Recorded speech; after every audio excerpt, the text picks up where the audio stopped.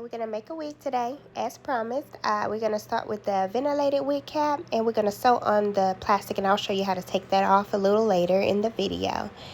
And then I'm also going to show you the mesh dome cap that I sometimes use for my clients. And it's really stretchy. It's a little different from the regular dome cap, and you've probably heard of it.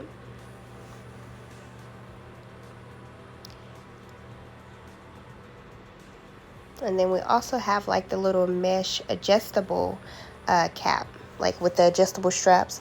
Usually it doesn't have that little lace piece in the front. It's just mesh all over. But I couldn't find one at the beauty supply store. I usually order it off Amazon. And these canvas heads came from Amazon, and they're a little old, but I'm just showing you the brand and the size of each canvas head that I have. I have 20 through 24. And you'll see some of them are stained. I've been a little rough with them. And I'm just going to put the ventilated cap onto the canvas head. And I chose the 22 canvas head because that's usually the average head for your clients. And I'm just going to pin it down.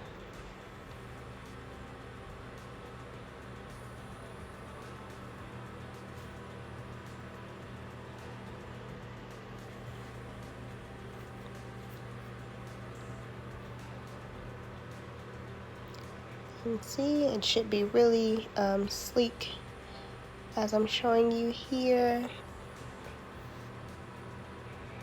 And I used to use these metallic Sharpie markers. I purchased them from Walmart, but they dry out so fast. So I decided to go on Amazon and order these Sharpie Chinese markers, and they work really well.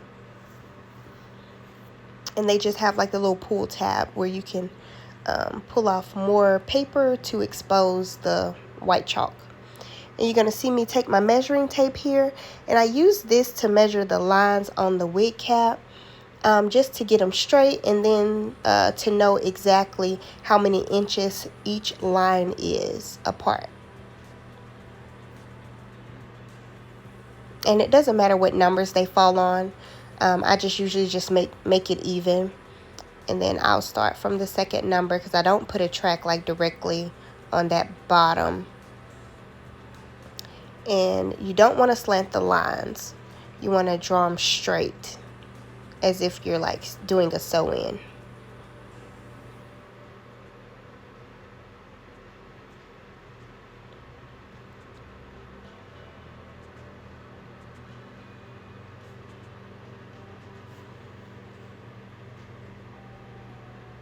And then I'm just drawing them 1 inch apart. And if your client wants more bundles or you're trying to squeeze more hair in, you can draw them 1/2 inch apart.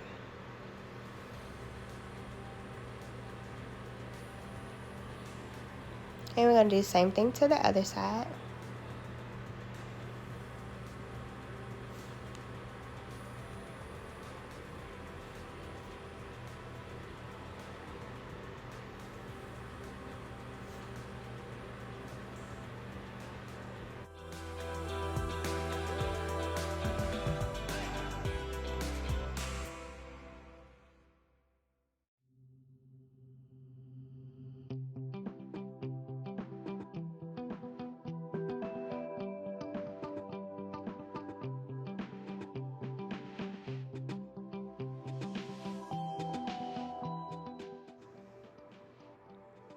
Okay, and then we're going to use like this little pack hair that I bought from the beauty supply store. Nothing special, because this is just like a test wig to just show you how a wig is made. So the hair really don't matter, as long as we kind of get the technique right.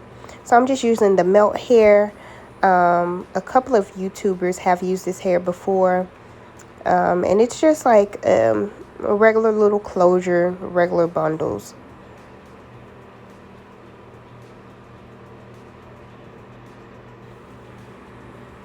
And then you see, usually I would bleach the knots and everything. You can bleach the knots before you add the closure, or you can bleach the knots after you make the whole wig. It's just really up to you and whatever works better for you.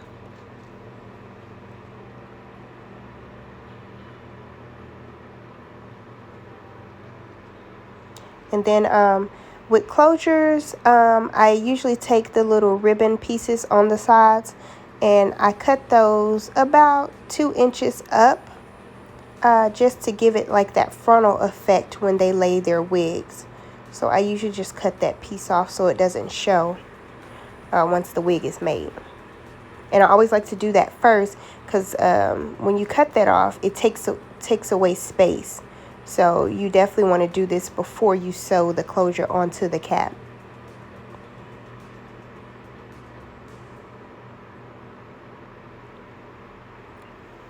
And I'm going to move my little measuring tape so we can get an accurate measurement.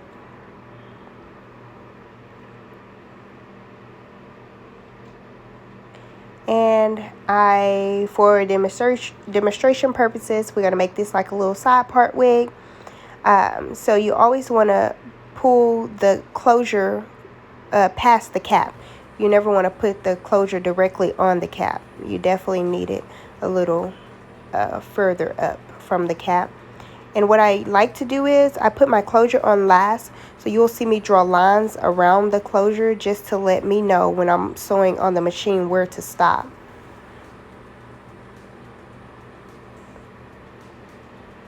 I'm sorry this kind of cut out a little bit, but all I'm doing is I'm trying to place the closure onto the cap accurately, so I can just draw those lines around the closure just so I can know where to stop my tracks.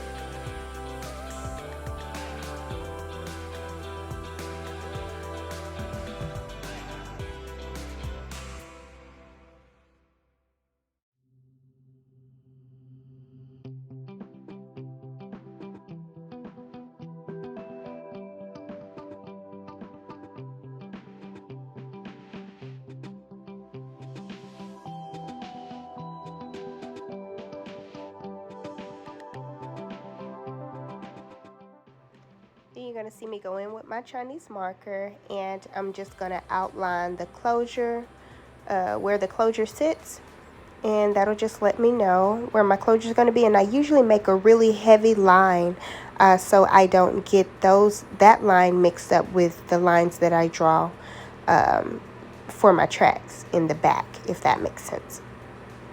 So I usually make that line a little heavier than the lines that I draw on the back of the cap, where I'm going to place my tracks.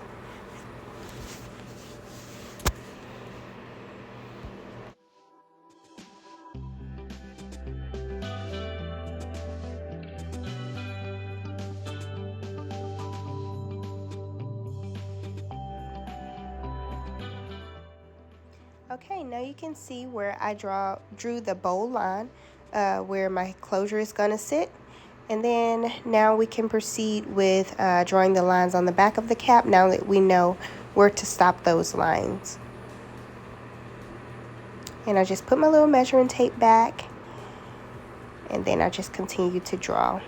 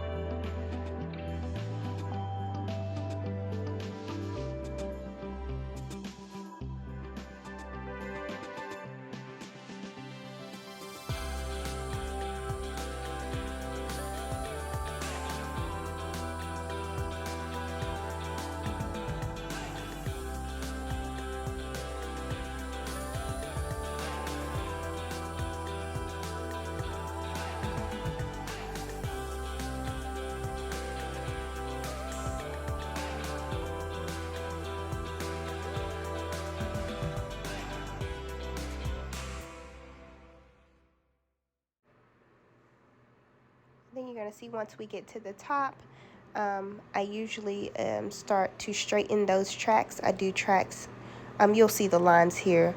I do the straight tracks, and then I'll end with a track really close to where my closure is going to sit.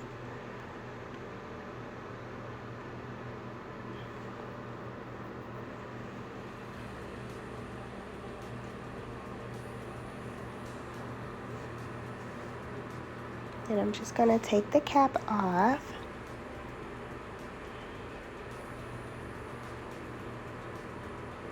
And then I'm going to show you the same drawing. I think it would be easier to see it on an all black cap. So I want to show you the same way that I start making my wigs with the mesh cap.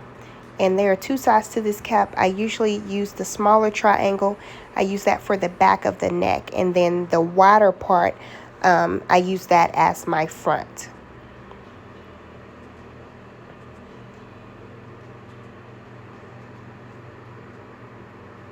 And we just pull that really tight so it can fit on the canvas head.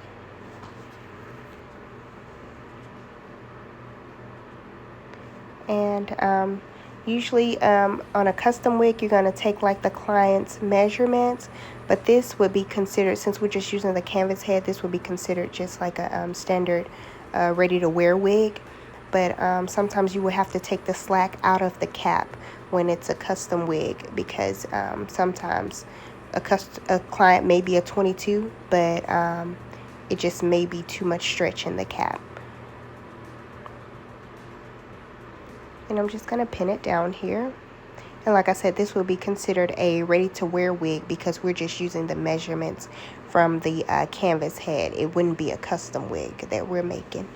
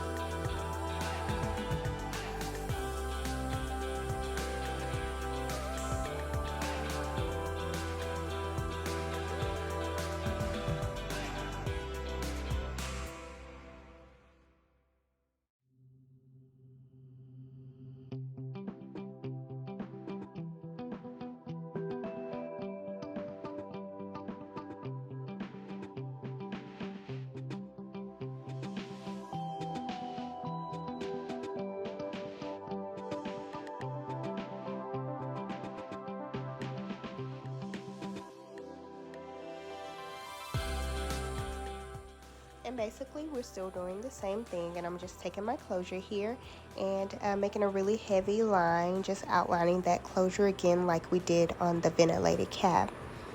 And I'm just going all the way around with it.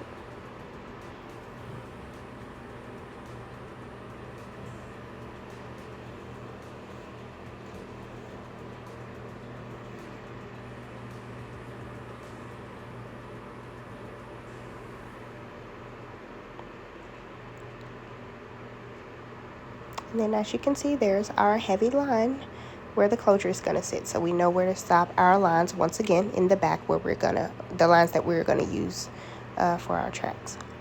And we're putting the tape back on there. And we can finish drawing our lines using the measuring tape as our guide.